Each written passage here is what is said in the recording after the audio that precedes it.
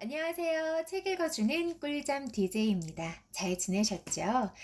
일주일이 정말 빨리 지나가는 것 같아요. 제가 월요일마다 업로드를 해드리고 있는데 저한테는 이 업로드하는 월요일이 저에게 일주일이 지나갔구나, 일주일이 시작됐구나, 이걸 알게 하는 사인이거든요. 그래서 시간이 정말 빠르다 그런 생각이 듭니다. 나이가 들수록 너무 빨라요. 그래서 하루하루를 정말 소중하게 살아야 되겠구나. 오늘 못한 걸, 오늘 못한 걸 내가 내일 후회할 수도 있고, 내가 1년 전에 하지 못한 걸 내가 1년 뒤에 후회할 수도 있겠다. 그런 생각이 들더라고요. 제가 예전에 쓴 일기를 보니까 벌써 나이가 땡땡땡이야. 세상에. 시간이 이렇게 빠르다니. 너무 많이 늙었어. 이런 글들을 많이 써놨더라고요. 근데 제가 지금 돌이켜서 그 나이를 생각해 보니까 하나도 많지 않은 나이인 거예요. 그때 뭐라도 했으면 했을 나이인 거예요. 그래서, 오늘이 내가 가장 젊은 날이고, 할까 말까 고민할 때는 해야 하는 것이고, 그걸 하지 못하면 나중에 내가 크게 후회하는 거구나, 후회하겠구나, 그런 생각을 하게 되는 계기가 됐습니다. 그래서 지금 그때그때 내 감정이나 내 생각을 기록으로, 글로 남겨놓는 건 정말 의미 있는 작업인 것 같아요. 그래서 어제 제가 그 지난 제 일기를 보면서 지금은 정말 기억도 안 나는데 내가 이때 이런 일로 힘들어 했구나. 정말 지금은 기억도 안 나고 그 일기를 보니까 생각이 난 일이었는데, 내가 힘들어할 때 혹여라도 내가 또 힘든 그런 시간을 보내게 된다면 이 시간도 지나갈 거라는 거. 지금 내가 그 힘듦에 너무 매몰돼 있어서 이 일이 정말 태산같이 크고 내 인생의 전체로 보이지만 결국에는 시간이 지나고 지금의 이 힘든 시간도 언젠가는 희미해질 거라는 거. 내 일기, 기록을 보고 나서야 기억이 될 만큼 아무것도 아닌 지나간 시간이 될 거라는 거. 항상 기억하며 살아야겠다. 그런 생각을 했습니다. 그래서 여러분들도 기록을 좀 하시면 내 인생을 좀 돌아보는데 더 나은 삶을 살아가는데 도움이 될 것 같아요. 제이네요 읽어드릴게요. 많이 기다리셨죠? 나는 나의 사제의 손길 아래 못 박힌 듯 서 있었다. 거부하던 것도 잊어버리고, 두려움도 싸울 힘도 마비되어 버렸다. 불가능했던 일. 그러니까 세인트 존과의 결혼이 빠르게 가능한 것이 되어갔다. 모든 것이 한꺼번에 완전히 변하고 있었다. 종교가 부르고 천사가 손짓하고 하느님이 명령하고 생명이 두루마리처럼 말리고 죽음의 문이 열리면서 그 너머로 영원히 보였다. 거기에 있는 행복과 안전을 위해서 여기 있는 모든 것을 단숨에 희생해도 될 것 같았다. 어두침침한 방 안에 환영이 가득 찼다. 이 전 부분 기억하시죠? 제가 이전에 읽어서 올려드렸던 영상에서 한 줄도 제가 빼먹지 않고 생략하지 않고 읽었는데요. 너무 갑작스럽지 않나요? 그쵸? 계속해서 안 된다, 안 된다고 하다가 너무나 갑작스럽게 세인트 존이 기도하는 소리를 듣고, 그리고 계속된 그 세인트 존의 죄송해요. 가스라이팅에 우리 이 제인 에어가 말려 들어가는 상황. 세인트 존한테서 존경심을 느끼고 존경심이 너무나 강해서 그토록 오랫동안 피해왔던 지점을 찔렸다. 세인트 존과 싸우는 것을 그만두고 싶었다. 세인트 존의 의지라는 경륜에 휩쓸려서 그의 존재라는 심연으로 들어가 내 존재를 잃어버리고 싶은 유혹에 빠졌다. 어, 좀 쉽게 이해가 되지는 않지만 그래도 어쨌든 오랜 시간 세인트 존이 계속해서 옆에서 세뇌한 것에 우리 제인 에어가 항복하고 말았습니다. 좀 갑작스럽죠? 네, 그래서 혹시라도 꿀디가 혹시 좀 생략한 부분이 있는 건가? 갑자기 이런다고? 갑자기 결정했다고? 이런 생각을 하실까봐 중간에 생략된 부분이 없음을 제가 말씀드리는 거예요. 이제 결정하겠습니까? 선교사가 물었다. 부드러운 어조였다. 세인트 존이 나를 부드럽게 끌어당겼다. 아, 얼마나 부드럽던지. 완력보다 얼마나 더 강력하던지. 나는 세인트 존의 분노에는 저항할 수 있지만 상냥함 앞에서는 갈대처럼 유순해졌다. 하지만 지금 내가 항복한다고 해도 세인트 존은 예전에 반항한 것을 두고 언젠가는 후회하게 만들어주리라는 것을 알고 있었다. 1시간 동안 엄숙히 기도를 한다고 해서 세인트 존의 천성이 바뀌지는 않았다. 그저 고양되었을 뿐이다. 내가 대답했다. 확신할 수만 있다면 결정을 내리겠어요. 당신과 결혼하는 것이 하나님의 뜻인 게 확실하다면 지금 당장이라도 결혼하겠다고 맹세할 수 있어요. 앞으로 어떤 일이 닥치더라도 말이에요. 내 기도가 이루어졌습니다. 세인트 존이 소리쳤다. 세인트 존은 마치 내가 자기 것이라는 듯이 내 머리를 지그시 눌렀다. 그러고는 나를 사랑하는 것처럼 한 팔로 감싸 안았다. 사랑하는 것처럼이라고 한 것은 그 차이를 알고 있기 때문이다. 나는 사랑받는 것이 어떤 것인지 느껴보았다. 하지만 그때는 나도 세인트 존처럼 사랑은 문제 삼지 않았고 의무만 생각했다. 나의 마음속의 환영이 아직도 구름을 가려 어렴풋하게만 보였기 때문에 갈등했다. 옳은 일을 하고 싶다고 마음 깊이 진심으로 열렬히 바랬다. 보여주세요. 길을 보여주세요 하고 하늘에 기원했다. 나는 어느 때보다도 흥분해 있었다.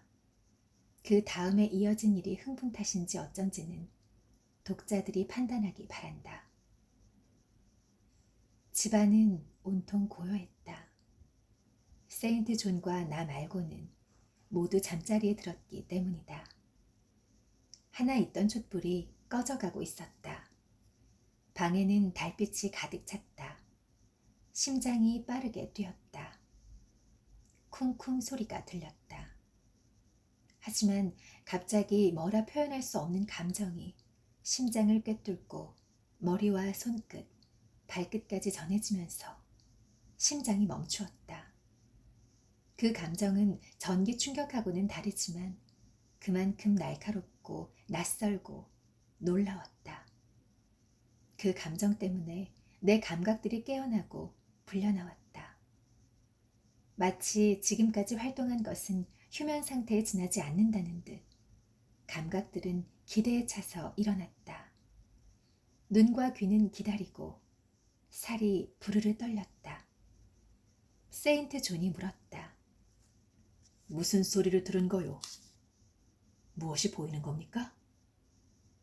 아무것도 보이지 않았지만 어디선가 외치는 소리가 들려왔다. 제인, 제인, 제인. 그뿐이었다. 나는 숨을 헐떡이며 말했다. 하나님, 무슨 소리인가요? 나는 어디서 나는 소리인가요? 라고 말할 수도 있었다. 그 소리가 들려오는 곳은 방안도, 집안도, 정원도 아니었다. 공기 중에서 들려온 것도 아니고 땅속이나 머리 위도 아니었다. 분명 소리가 들리기는 하는데 어디서 들려오는지 도무지 알 수가 없었다. 그것은 사람의 목소리였다. 귀에 익은, 사랑하는, 너무도 생생히 기억하고 있는 목소리. 에드워드 페어팩스 로체스터의 목소리였다. 그 목소리는 고통과 비통한 마음속에서 미친 듯이 등골이 오싹하도록 절박하게 부르고 있었다. 내가 소리쳤다. 갈게요. 기다려줘요. 지금 갈게요. 나는 문으로 달려가 복도를 내다보았다. 복도는 깜깜했다. 나는 정원으로 뛰어나갔다. 하지만 텅 비어 있었다. 내가 소리쳤다. 당신은 어디 있나요? 마시 글렌 너머 언덕들이 희미하게 대답했다. 나는 귀를 기울였다. 바람이 고사리 덤불숲에서 나직하게 한숨을 쉬었다. 주위에는 온통 황무지의 적막과 한밤의 고요함 뿐이었다. 미신이라는 유령이 대문가 주목나무 옆에 시커멓게 나타나자 나는 말했다. 미신이여 사라져라. 이 소리는 너의 속임수도 아니고 마법도 아니다. 이것은 자연이 한 일이다. 자연이 일어나서 최선을 다한 것이지 기적이 아니다. 나는 뒤따라와서 나를 붙잡아두려는 세인트 존을 뿌리쳤다. 이제는 내가 우위를 차지할 때였다. 내 능력들이 힘차게 활동을 시작했다. 나는 묻지도 말고 말하지도 말라고 했다. 그냥 가달라고 했다. 나는 혼자 있어야 했고 혼자 있을 작정이었다. 세인트 존은 곧 내 말에 따랐다. 힘있는 명령에는 반드시 복종이 따르는 법이다. 나는 방으로 올라가서 문을 잠그고 털썩 무릎을 꿇었다. 그리고 나름대로 세인트 존과는 다른 식으로, 하지만 효과적인 방식으로 기도했다. 나는 강대한 신에게 아주 가까이 간 것 같았고 내 영혼이 감사하는 마음에 하느님의 발치까지 달려갔다. 나는 감사를 드리고 일어나서 굳은 결심을 하고 아무 두려움도 없이 밝은 마음으로 어서 날이 밝기를 기다리며 자리에 누웠다. 우리 제인 에어가 어떤 결심을 했을까요?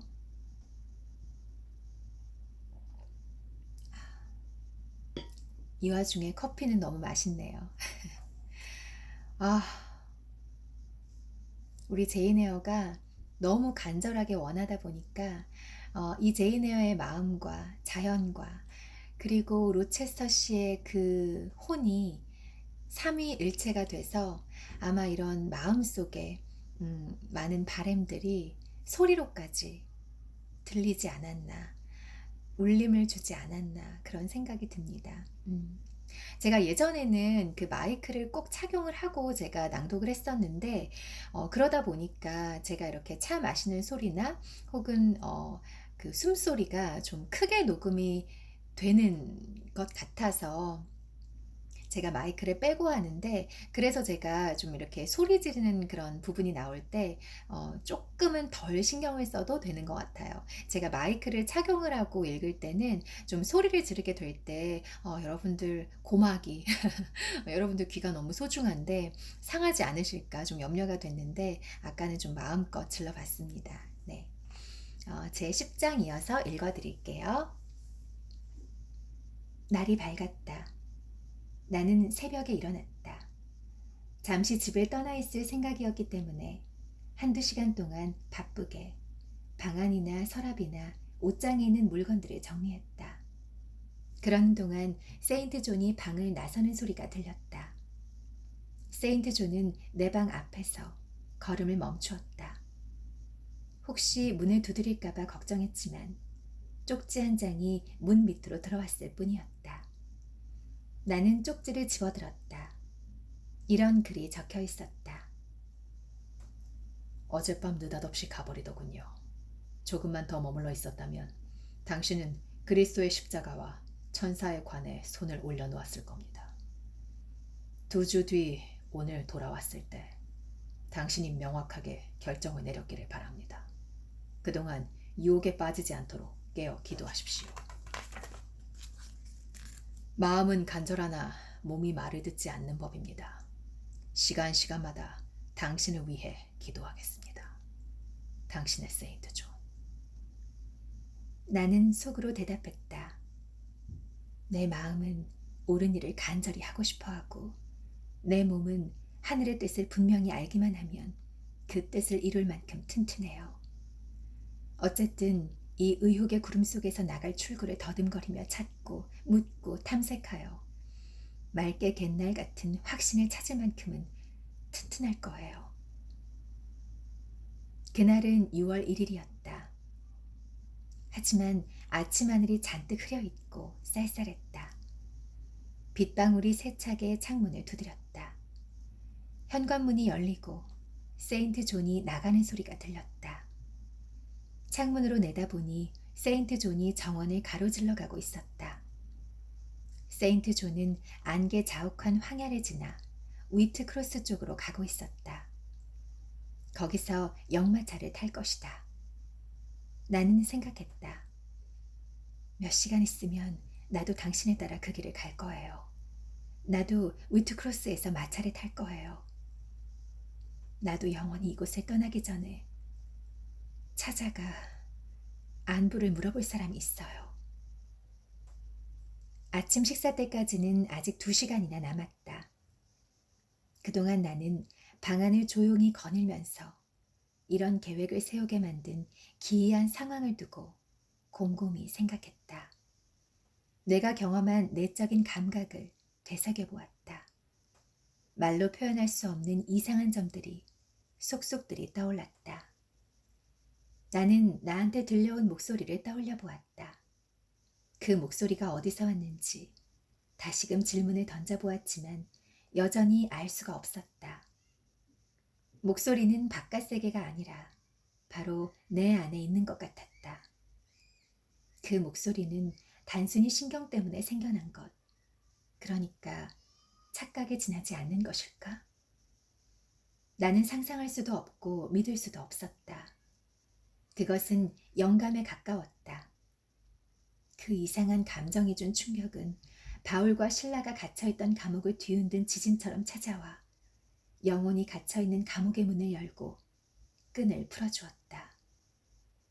영혼은 잠에서 깨어나자 깜짝 놀라 부르르 떨며 벌떡 일어나 귀를 기울였다.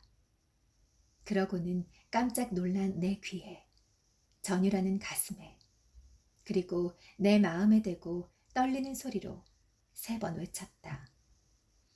내 마음은 두려워하지도 않고 충격을 받지도 않았다. 거추장스러운 육체에 의지하지 않고 오직 내 자신에게 허락된 노력만으로 성공한 것에 대해 뛸 듯이 기뻐했다. 나는 생각을 마무리 지으며 말했다. 머지않아 지난밤 나를 부른 듯한 목소리의 주인에 대해서 그 소식을 알게 될 거야. 편지를 써보았자 소용이 없었어. 직접 찾아가서 알아봐야 돼. 아침 식사 때 다이애나와 메리에게 여행을 떠나니까 적어도 나흘 동안은 집을 비우게 될 거라고 말했다. 2사람이 물었다. 혼자서 가? 네. 제가 한동안 걱정했던 친구를 만나보든지 소식을 알아보려고요. 나는 오후 3시에 무어하우스를 나섰다. 그리고 4시가 조금 넘어서 위트크로스의 편말 아래 서서 멀리 손패드로 데려다줄 마차를 기다렸다. 인적 드문 길과 황량한 언덕들은 적막하기 그지없어서 아주 멀리서 마차가 달려오는 소리가 들렸다. 1년 전 여름날 저녁에 바로 이 자리에다 나를 내려놓았던 그 마차였다. 그때는 아무 목적도 없이 얼마나 외롭고 절망적이었던가. 내가 손짓을 하자 마차가 멈추어 섰다. 나는 마차에 탔다. 이제는 차비로 전 재산을 내놓지 않아도 되었다. 다시 손필드로 가는 길에 오르자 집으로 돌아가는 연락용 비둘기가 된 기분이었다. 그 여행은 36시간이 걸렸다. 역마차는 화요일 오후에 위트크로스에서 출발해서 목요일 아침 일찍 말에게 물을 먹이기 위해 길가 여인숙에 들렀다. 나는 여인숙에서 말을 돌보는 사람에게 물었다. 손필드 저택까지는 여기서 얼마나 되죠? 들판을 건너서 한 3km만 가면 됩니다. 나는 마음속으로 생각했다. 여행은 이제 끝이 났구나. 나는 마차에서 내린 다음 나중에 찾으러 오기로 하고 여행 가방을 여인 속 마부에게 맡겼다. 그리고 역마차 마부에게 돈을 주고 나서 걷기 시작했다. 밝아오던 아침 햇살에 여인 속 간판이 반짝거렸다. 금빛 글자로 로체스터 암스라고 쓰여 있었다. 가슴이 뛰었다. 벌써 내 주인의 땅에 와 있었던 것이다. 하지만 가슴이 덜컥 내려앉았다. 이런 생각이 떠오른 것이다. 어쩌면 내 주인은 영국 해협 너머에 있는지도 몰라. 그리고 지금 내가 서둘러 가고 있는 손필드 저택에 있다 해도 그분 곁에는 누가 있는가? 미치광이 아내가 있어. 너는 그분과 아무 상관이 없어.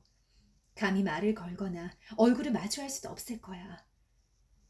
괜한 수고를 했어. 더 이상 가지 않는 게 좋을 거야.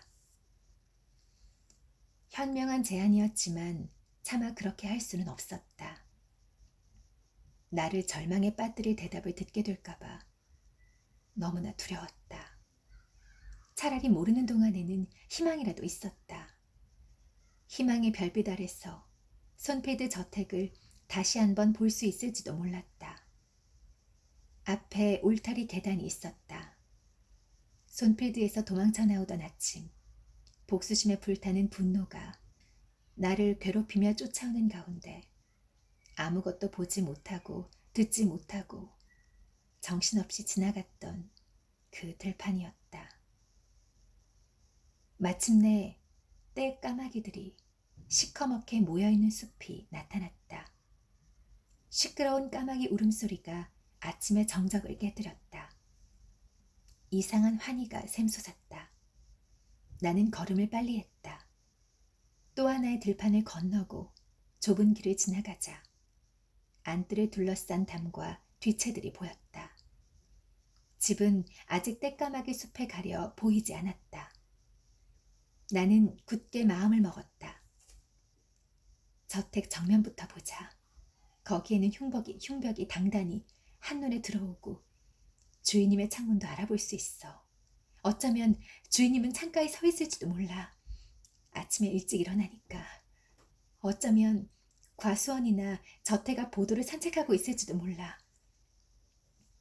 제발 그분을 볼 수 있다면 단 한순간이라도. 그렇게 되면 나는 미친 듯이 주인님에게 달려가지 않을까? 모르겠어. 자신이 없어. 만일 그렇다 해도 그게 뭐 어떤가? 하느님이 그분을 축복하시기를. 그렇다면 또 뭐 어떠냐고? 내가 그분의 시선이 주는 생명을 한 번 더 맛본다고 해서 상처받을 사람이라도 있단 말인가? 혼자 떠들고 있었네. 어쩌면 지금 피레네 산맥이나 잔잔한 남쪽 바다 위로 해가 떠오르는 광경을 지켜보고 있는지도 몰라. 나는 과수원의 낮은 담을 따라가다가 모퉁이를 돌았다. 바로 거기에는 둥근 돌이 얹혀진 돌기둥 사이에 목초지로 나가는 대문이 있었다. 한 돌기둥 뒤에 있으면 저택의 정면 전체를 둘러볼 수 있었다. 나는 차일이 올라가 있는 방이 있는지 확인하려고 조심스럽게 고개를 내밀었다. 흉벽도 창문도 길쭉한 저택 정면도 이 숨겨진 장소에서 훤히 볼 수 있었다. 머리 위에서 날아다니는 까마귀들이 내가 저택을 살피는 모습을 지켜보고 있었는지도 모른다. 까마귀들이 무슨 생각을 했을까? 처음에는 내가 아주 조심스럽고 겁이 많은 줄 알았다가 점점 과감해져서 경솔해졌다고 생각했을 게 틀림없다. 나는 처음엔 살짝 내다보다가 한참을 빤히 바라보았다. 그러고는 숨어있던 곳에서 나와 천천히 목초지로 들어갔다. 거대한 저택 정면에 이르자 걸음을 멈추고 대담하게 한참 동안 바라보았다. 까마귀들은 이렇게 물었을지도 모른다. 처음에는 왜 그렇게 조심스러운 척했지? 그런데 이제는 왜 한심할 정도로 조심성이 없는 거지? 독자여, 이런 예를 들어보겠다. 어떤 사내가 이끼가 자라난 두 개의 연인이 자고 있는 것을 발견한다. 연인을 깨우지 않고 그 아름다운 얼굴을 보고 싶다. 그래서 소리 하나 내지 않도록 조심하면서 살금살금 풀밭 위로 다가간다. 연인이 깨어나는 줄 알고 걸음을 멈춘다. 뒤로 물러난다. 절대로 들키고 싶지 않기 때문이다. 사방은 조용하기만 하다. 다시금 다가간다. 연인 위로 몸을 숙인다. 얇은 베일이 연인의 얼굴을 덮고 있다. 더 몸을 숙이며 베일을 걷어낸다. 이제 아름다운 얼굴, 잠들어 있는 따스하고 꽃처럼 아름답고 사랑스러운 얼굴이 나타나리라 기대한다. 허겁지겁 그 얼굴을 바라본다. 하지만 눈길은 붓박인 듯 움직일 줄 모른다. 얼마나 놀랐는가. 방금 전만 해도 손가락 하나 대지 못했던 연인의 몸을 갑자기 격렬하게 부둥켜 안는다. 큰 소리로 이름을 부르다가 연인을 내려놓고 분노에 차서 노려본다. 그렇게 꽉 끌어안고 소리 지르고 뚫어지게 바라본다. 이제는 소리가 나서 자기가 움직여서 연인이 깨어날까 두렵지 않기 때문이다. 연인이 달콤한 잠에 빠져 있는 줄 알았는데 돌처럼 싸늘하게 죽어 있는 것이다. 나는 두려우면서도 기쁜 마음으로 그 웅장한 저택을 바라보았다. 하지만 거기 있는 것은 시커먼 폐허였다. 대문 기둥 뒤로 웅크리고 숨어있을 필요가 없었다. 누군가 일어나 있지는 않을까 걱정하며 침실 창문을 몰래 올려다볼 필요가 없었다. 문소리가 날까봐 귀를 기울이고 보도나 자갈길에서 발소리가 날까봐 걱정할 필요도 없었다. 잔디와들은 짓밟히고 황폐해져 있었다. 현관도 뻥 뚫려 있었다. 저택 앞쪽은 예전에 꿈에서 보았던 것처럼 금방이라도 부서질 듯한 조개 껍데기 같은 벽들만 높다랗게 서 있고 유리창 없는 창문들이 구멍처럼 숭숭 뚫려 있었다. 지붕도 흉벽도 굴뚝도 없었다. 모두 무너져 버렸다. 주인은 쥐 죽은 듯이 고요하기만 했다. 인적 없는 황야처럼 쓸쓸했다. 이 집 주소로 보냈던 편지에 답장이 없었던 것도 이상한 일이 아니었다. 교회의 지하 납골당으로 편지를 보낸 것이나 마찬가지였다. 시커멓게 그을린 돌들이 저택이 어떤 운명 때문에 무너졌는지 말해주었다. 큰 화재가 난 것 같았다. 하지만 왜 불이 났을까? 이 재난에 어떤 사연이 숨어 있는 것일까? 회반죽과 대리석과 목조 부분 말고 또 어떤 손실이 있었을까? 재산만 잃은 게 아니라 사람도 죽었을까? 그렇다면 누구일까? 그건 끔찍한 의문이었다. 대답해 줄 사람이 아무도 없었다. 흔적 하나 찾을 수가 없었다. 부서진 벽들과 황폐해진 집안을 돌아다니면서 살펴보니 이 재난은 최근에 일어난 것이 아니었다. 지붕 없는 아치 사이로 겨울눈이 내리고 겨울비가 창문으로 들이친 것 같았다. 축축한 쓰레기 더미 속에서 봄이 식물을 키우고 있었던 것이다. 돌과 무너진 석가래들 사이 여기저기서 잔디와 잡초가 자라고 있었다. 그런데 그동안 이 폐허에 불운한 주인은 어디 있었단 말인가? 어느 곳에 어떤 보호 아래 있었을까? 나도 모르게 저택 정문 근처의 잿빛 교회를 바라보면서 물었다. 그분은 데이머드 로체스와 함께 좁은 대리석 집에 누워 있는 게 아닐까? 이런 의문점들은 반드시 풀어야 했다. 아무리 생각해도 달리 물어볼 곳이 없어서 곧 여관으로 돌아왔다. 여관 주인이 직접 내 방으로 아침 식사를 갖다 주었다. 나는 물어볼 게 있으니 문을 닫고 앉아달라고 부탁했다. 하지만 막상 주인이 앞에 앉으니 어떻게 말을 꺼내야 할지 몰랐다. 어떤 대답이 나올지 너무나 두려웠다. 주인은 점잖아 보이는 중년 사내였다. 나는 겨우 말을 꺼냈다.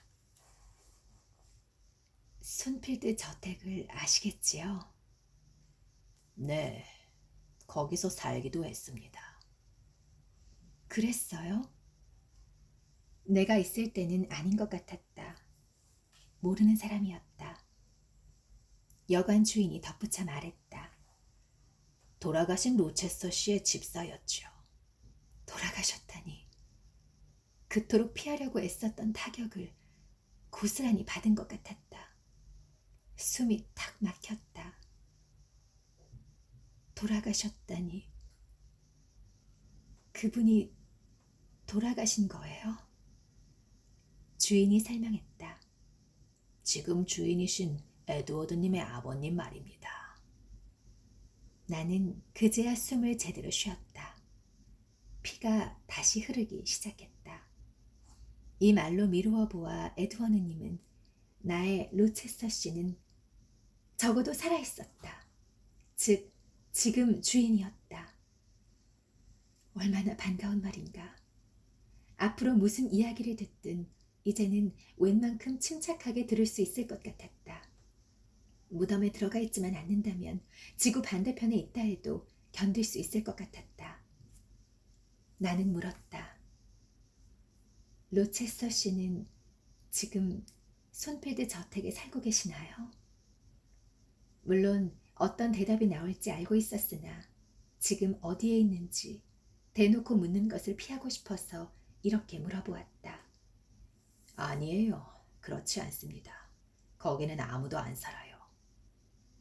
여기는 처음 오신 모양이군요. 안 그랬으면 작년 가을에 어떤 일이 있었는지 소문을 들었을 텐데요. 손필드 저택은 완전히 폐허가 됐답니다. 마침 추수철에 불이 났어요. 끔찍한 재난이었죠. 그렇게 어마어마한 재산이 잿더미가 되었답니다. 가구 하나 건지지 못했어요. 불이 한밤중에 일어난 탓에 밀코트에서 소방차가 오기도 전에 저택이 완전히 불길에 휩싸였지요. 정말 무시무시한 광경이었어요. 저도 직접 봤답니다. 한밤중이라. 나는 중얼거렸다. 그렇다. 한밤중은 손필드 저택에서 재앙의 시간이었다. 내가 물었다. 어떻게 불이 났는지 아세요?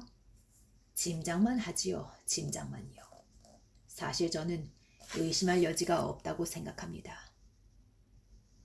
혹시 주인은 의자를 탁자 쪽으로 바짝 당기고는 목소리를 죽이며 말했다.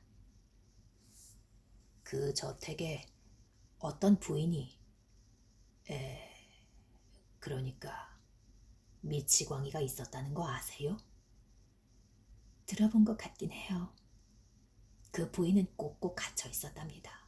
사람들은 오랫동안 그런 사람이 있는 줄도 몰랐지요. 본 사람은 아무도 없었답니다. 그저 소문으로 손필드 저택에 미치광이가 있다는 것만 알고 있었지요. 그 여자가 누군지는 도무지 짐작이 가지 않았어요. 에드워드님이 해외에서 데려왔다고들 했어요. 에드워드님의 정부라고 믿는 사람들도 있었고요. 그런데 1년 전에 이상한 일이 일어났지요. 아주 이상한 일이. 이제 내 이야기가 나오지 않을까 싶었다. 그래서 이야기가 곁길로 새지 않게 하려고 물었다. 그래서 그 부인이요? 그 부인은 알고 보니 로체서 씨의 부인이었답니다. 그 사실은 아주 이상하게 밝혀졌어요. 손피드 저택에 젊은 가정교사 아가씨가 있었는데 로체서 씨가 그런데 불이 났던 일은요? 그 이야기는 곧 할게요. 에드워드님이 그 아가씨를 사랑하게 됐답니다. 하인들 말로는 그분처럼 사랑에 푹 빠진 사람도 못 봤다고 하더군요. 로체서 씨는 그 아가씨를 계속 쫓아다녔죠. 하인들이 쭉 지켜보니까 말이에요.